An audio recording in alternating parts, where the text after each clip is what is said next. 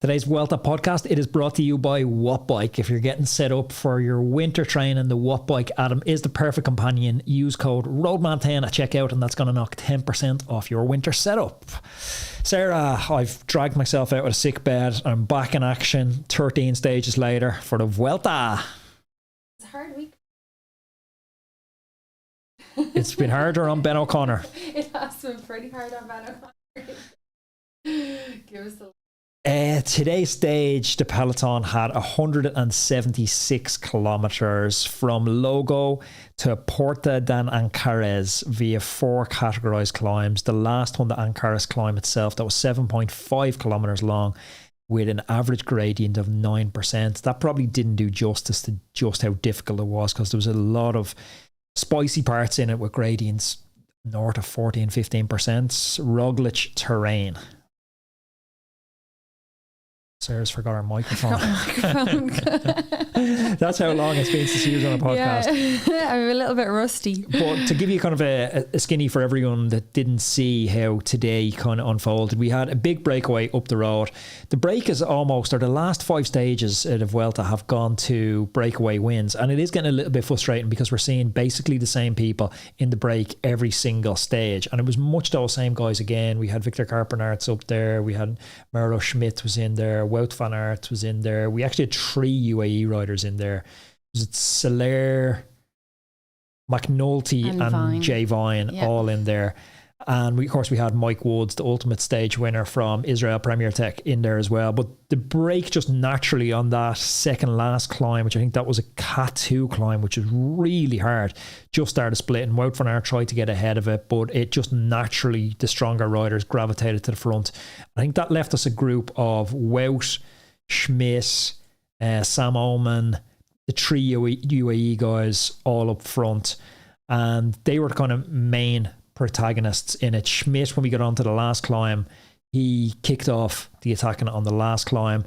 He ultimately wasn't able to follow Mike Woods, who's just an all-round superstar. So that's kind of a recap for anyone who hasn't seen the stage and doesn't know what we're talking about.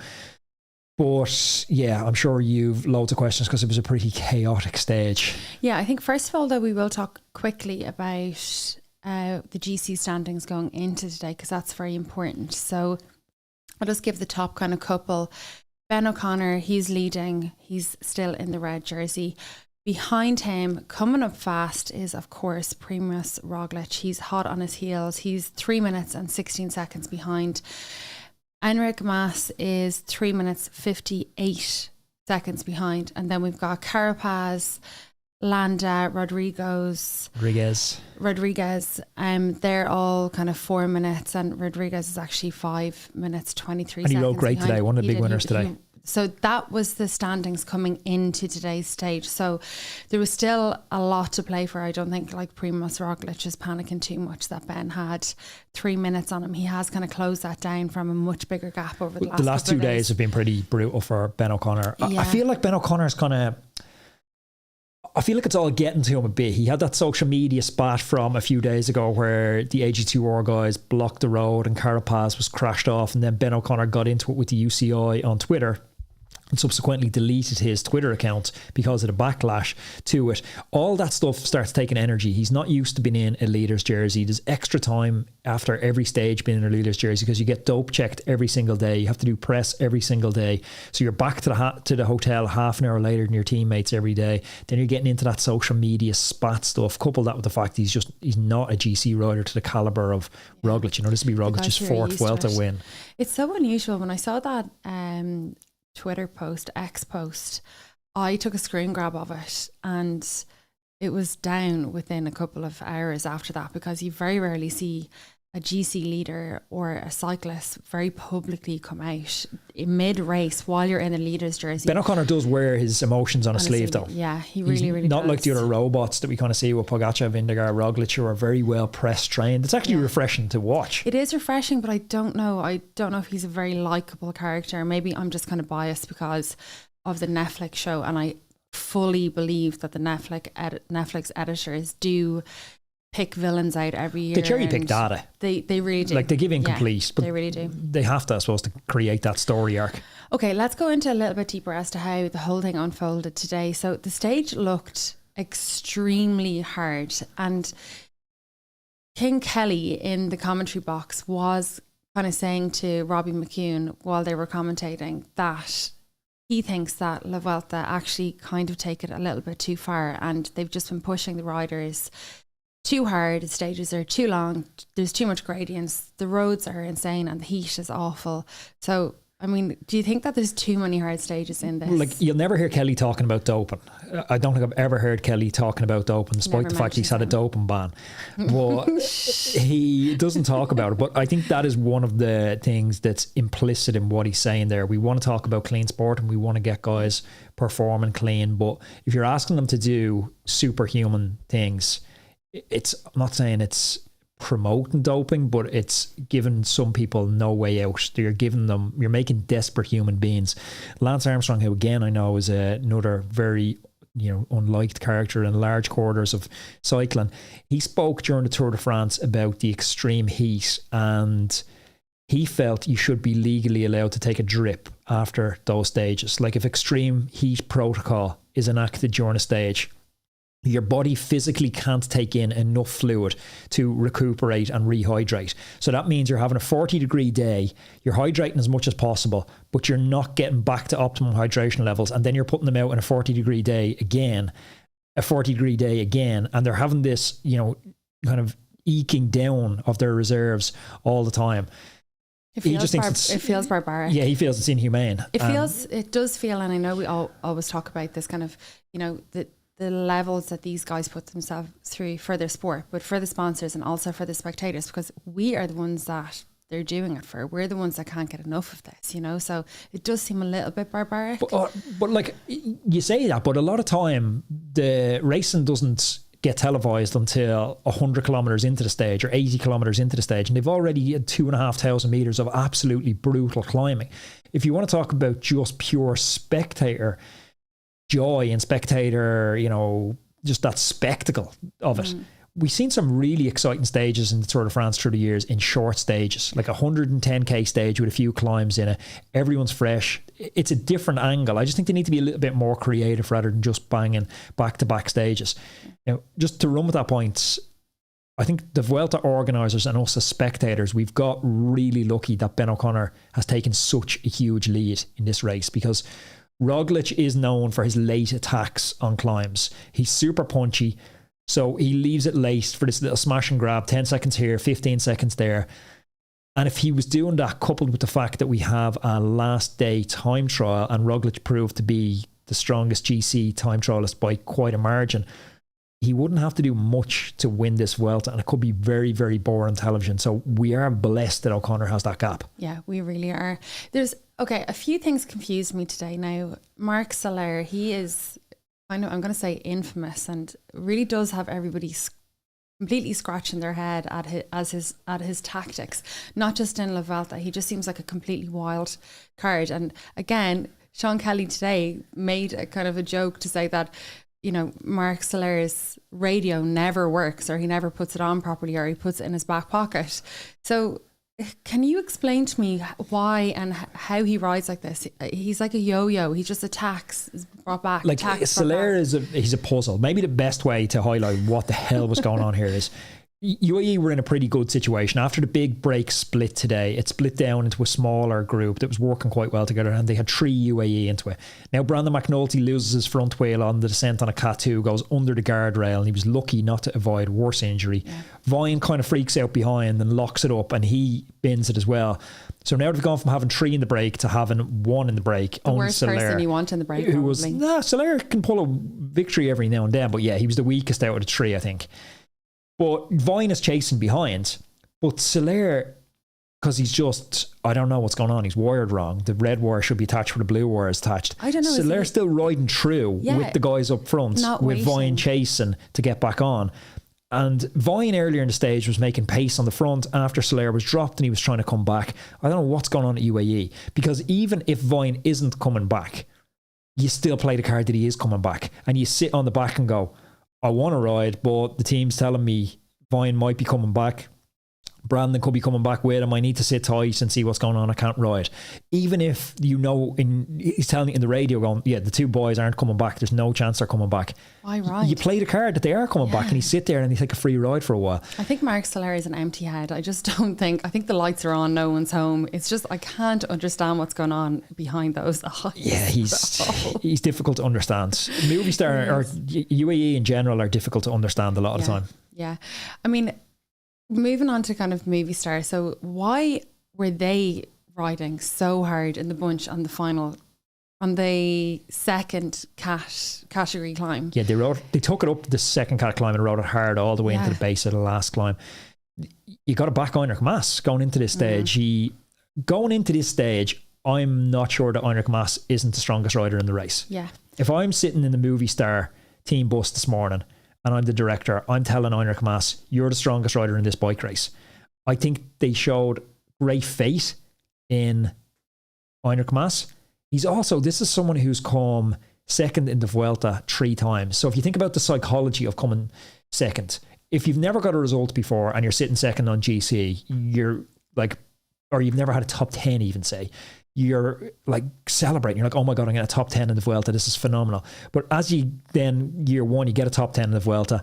Now you're like, okay, I need to get a podium. So you're willing to risk a little more. You're willing to risk your 7th place in chance to get a top 10. Mas has been, he's been second 3 times. Coming third, coming fourth, coming 5th is not a result for Mas. The only result for Mas is to win the Vuelta. So they need to try something. They have a superstar lineup of climbers. Quintana's is super domestique there, setting tempo for him on the front. So it's a great show of faith from Movistar in Mas. And don't forget the stage into Granada. Mas put almost a minute into Roglic and Ben O'Connor that day. And then he shocker of a descent where he nearly stacked it up on the descent and then he got caught in the valley and the run into the finish. So I would have said Mas was climbing better than Roglic with Roglic's back injury before today, but then Roglic goes and smokes him. Yeah, going into today he was 3 minutes 58 behind Ben O'Connor. So he must have been kind of licking his lips today. And I think Ben O'Connor, the cracks were they're kind of showing over the last couple of days. So he, as I said, probably rubbing his hands together in glee. Do you like Heinrich Mas? Yeah, the Spanish language guys are sometimes difficult to get a connection with. Like, I liked Valverde despite his doping infractions. He was a rider who I always heard other people speak well of. I haven't heard positive or negative about Heinrich Mas. I like the way he rides. He's there or thereabouts. Like, he seems like a humble star, in my opinion. He's definitely not one of the, premier names in the sport, but I like him. There's nothing unlikable about him for me. He's just always the bridesmaid, never the bride, though. It would be amazing to see him kind of get a top spot in the podium, but is he strong? Looks very difficult after today. Yeah. But he had to follow. So maybe I want to jump, actually, before we jump into it, let me just do a small bit of business and get it out of the way, because I want to talk about our sponsors for a little second. I've been using Whoop for absolutely years, and I love Whoop because it gives me a little look at what's under the hood. I've been sick for the last couple of weeks after bike packing, so I was able to get up each morning, look at body temperature, look at respiration rate, and say, okay, you're not ready to get back training. You see in the top riders in the world like Van der Poel and Carapaz, they're using Whoop. But it's not just for the superstars, it's for anyone who cares about their overall health, and your health underpins your productivity, your relationships, everything you do in life, because it gives you a 24-hour monitoring into yourself. You know if you're sleeping well, you know if you're resting well, you know if your heart rate variability is up. It's an invaluable tool for me. If you're looking to take control of your health or your performance, I highly recommend you go and check this out. We have an amazing deal at Whoop where we're giving away a month free Whoop membership to all our listeners to the podcast. To avail of it, all you need to do is go to join.whoop.com/roadman, and that's going to get you a free month membership on me. Okay, so there was one quite dramatic crash. The McNulty J-Vine crash. Yeah, we talked about that though, yeah. Okay, I thought you wanted to go into more details about it. Yeah, okay. That was crazy. That was like, we was lucky not to get badly injured in that, but it does underscore just how tough these bike riders are. Like, you seen McNulty waving away. He asked the medical car like how badly cut up am I, and he's like, nah, it's superficial. And then he just waved him away. But if you watch the crash, they're coming around a corner at obviously high speed. McNulty loses the wheel and then he goes through the barrier, and it's not quite a sheer drop off. Thankfully, actually didn't hit a tree or something though. Yeah, he literally fell. Every cyclist's biggest fear, especially if you're not a confident descender and you're in the Alps and you're not used to those kind of descents, you're taking these corners kind of cautiously, but you still have this fear, geez, if I go over that now I'm absolutely screwed. But he actually went in between the two posts that keep the barrier up, slid out through those and fell down into the trees. So when the camera panned back to it, the only person I saw on the ground was Jay Vine. Then it moved out to the helicopter shot. He's in the hedge. Yeah, and you could see McNulty scrambling up. One of the medics was actually going down to him, helping him scramble up. Yeah, it does underline just how dangerous it is. Absolutely insane. And yeah, just to get straight back up on the bike, it was. And actually on that and just the danger levels of the sport, I was doubly happy to see Mike Woods, who I kind of know a little bit from the racing scene in Canada, winning today in the amazing Canadian national champs jersey, which he's designed to look like a hockey jersey. But there was a tragedy yesterday in Canada where the NHL player from the Columbus Blue Jacks, Johnny Gaudreau, and his little brother were both killed when they were out cycling by a drunken driver yesterday. I did not know that. So wow. I'm sure that was, close to Mike Woods' thoughts when he was winning today. Woods, just before we move on from that, he does seem to have a really unique kind of style of cycling, doesn't he? It's like the opposite of what I do. I never get out of the saddle. He seems to climb completely out of the saddle all of the time, which gasses me so bad. I very rarely do it. Yeah, Woods. Some climbers are just. Contador was like that as well. I remember hearing previous teammates of Contador's talking about how he'd do intervals and training camps, like it'd be 11 minutes, 12 minutes where he wouldn't get back in the saddle. Some lads are more predisposed because they're quad dominant to generating more power out of the saddle. Wood's most famous instance of this, where he got a podium in Worlds when Valverde won in Innsbruck. Super steep finishing climb and just made for Woods. He's 38 now. He's national champion, but he's still a man to be reckoned with on those steep climbs. Woods was a sub 4 minute mile runner as a junior. I think he was one of the only juniors to go under the 4 minute mile mark at the time. So he was one of the fastest juniors in the world at running, and he had some injuries and then he crossed over to cycling. But I've been on the receiving end of a couple of baitings from that Woods style when I raced out in Canada. He's a super bike rider. Into that final climb, let's talk about the GC action into that final climb, because you talked about Movistar committing on the Cat 2, and I think they had to commit. Some people played this stage smart and some people just made an absolute mess of it. Movistar, hindsight's 2020 and you can go, they scored an own goal or disaster from Movistar. They took it up, they took a chance. Mas had to follow Roglic when he went. Red Bull set this absolutely crazy pace into the bottom of it. You could see Roglic on the radio saying, now, put the coal on the fire, it's go time, I'm feeling good. Martinez hit the front, and the damage he done was absolutely insane. Vlasov couldn't even come out of his wheel to do a turn. Vlasov was done after the Martinez thing. He dropped Yates out of it, and he dropped Ben O'Connor, the red jersey, who rode him clean out of the wheel. And then Roglic springs. Mas has to try follow him at this point. He's put that minute into him in Granada. He has to follow. For me, Sepp Kuss follows. Like, what is Sepp Kuss doing following? Sepp Kuss is, where is he on GC going into this stage? He was 7th or 8th? Kuss he is 15th. 8 minutes so behind. He's way back. So Kuss is in the fight for a top 10.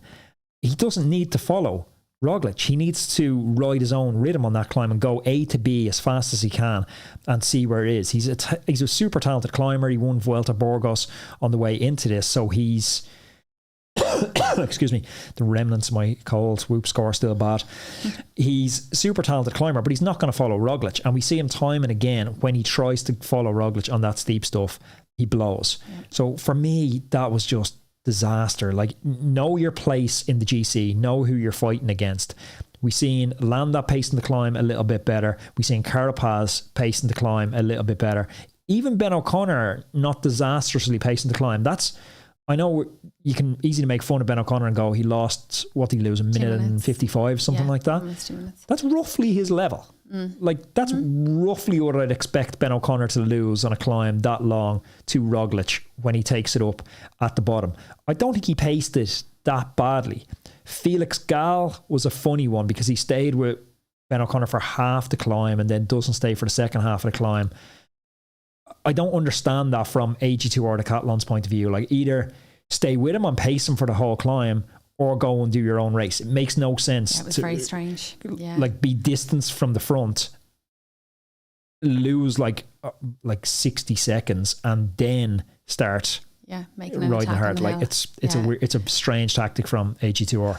It was interesting watching Roglic drop Mas, because for an instant, Mas looked like he was panicking, like just for a split second. And these guys all know each other. They race each other all of the time. Like, they know their tells. Mas probably pulled a weak moment, a look in his face. Roglic smelt the blood in the water and he just accelerated. Like, that's all it was. It was a split second and he was gone. It was insane. The problem is the climb is that steep. Like, I'm just looking at the profile of the last from 4K to go. Like, it's kicking up at 15%. It's not dipping under it very much. The problem with that is, if you go in the red and you blow, you totally come apart, like we've seen with Sepp Kuss. Like, let me see the stage results. Like, where are we? Landa, Primož Roglic 16th at 10:54. Like, Landa paced that pretty well. Landa's kind of the best of the GC guys there, and Landa is at 11:29. Like, that is a super job from Landa. And Carlos Rodriguez at 11:38, someone else who paced the climb absolutely brilliantly. But the other guys to try and follow him and then to blow when you don't need to, it makes no sense to me. Mas has to go and do it. But Rodriguez is how you pace that climb. Landa is how you pace that climb. Sepp Kuss is not how you pace that climb. Sorry, I'm just looking at a more extended version of the stage. So Sepp Kuss came in 25th. So he was well behind. I mean, he was 8 riders behind. Do you know the gap between? So there was basically a minute. Yeah. And he was with Roglic and he lost a minute. I think if he paces that differently, like maybe the same average power but a different distribution of it, or he just doesn't blow. So do you think Roglic, he's won La Vuelta now based on his performance today and everybody else's performance? No, because of his back. Yeah. Roglic doesn't typically, he's fallen the crashing and there's a lot of technical descents still to come. There's still a lot of bike racing left. We're still over a week left with a big weekend. There's, cumulatively a lot of vertical ascent meters. If you look at the opening time trial, Roglic took 35 seconds on Ben O'Connor in the opening time trial, and it's half the length of the closing time trial. So obviously not an exact science, but you would expect it to be a minute to a minute and 10, given how Ben O'Connor is fatiguing. It could be a little more, but if we say on the conservative end that he's lost a minute to a minute and 10, plus he starts hunting some time bonuses here and there, I'm not sure he needs to go on the attack. That being said, I don't think he's going to need to go on the attack too hard to get rid of Ben O'Connor, because Martinez got rid of him today. It wasn't even the Roglic attack. It was the Martinez acceleration, kind of turning up the heat, got rid of him. I think Ben O'Connor's gone deep into the reserves, getting caught in the social media spots, just not used to leading a Grand Tour. Whereas someone like Roglic, he has that system down. They've the Soigneurs in place for knowing exactly what's going on for leading a Grand Tour for that long. The infrastructure is in place there. You've seen, like in the Wiggins years, a big thing for Wiggins and Team Brailsford were for Bradley to win the Tour de France was understanding the pressures of being in the yellow jersey. So for him to do that and cope with it, they wanted to put him in the leader's jersey in Tour Suisse, in the Dauphiné. So he got used to what that routine was like. Ben O'Connor hasn't had any of that exposure, and it's all starting to come apart for him. I think Ben O'Connor is in a fight for a podium position, to be honest. Yeah, I think so. Okay, let's go through the results for today. So we had Michael Woods. He came across the line first. Then we had Mario Schmidt from Team Jayco Alua. And then Mark Soler after him for UAE Team Emirates. So fair play to Michael Woods. And then just to even go, sorry, I want to take that one down to fifth, and I want to take it to fifth for a reason. Sam Omen fourth, but Wout van Aert fifth. Wout van Aert took the sprint points today, which I couldn't understand why UAE riders were attacking before the sprint point. Obviously, Wout's going to close that down because he needs the sprint points, but Wout's also moved into, by virtue of today's performance, the King of the Mountains jersey. Yeah, so now he'll be wearing the Mountains jersey instead of the Sprints jersey tomorrow because that takes precedence. I thought the Sprint jersey took precedent over the Mountain jersey. Don't know. Someone correct us in the comments. We'll see tomorrow. So I'll run through. Basically, Wout van Aert has 274 points in the Sprint jersey, and Caden Groves is well behind him on 162. So I think Wout is going to hold on to that. And then, as you said, in the mountain classification, Wout van Aert has 36 points. Behind him is Mark Soler. Behind Mark Soler is Jay Vine, and then we have Adam Yates, Primoz Roglic. That could all change though, given the kind of parkour over the next couple of days. And then let's very quickly run through GC.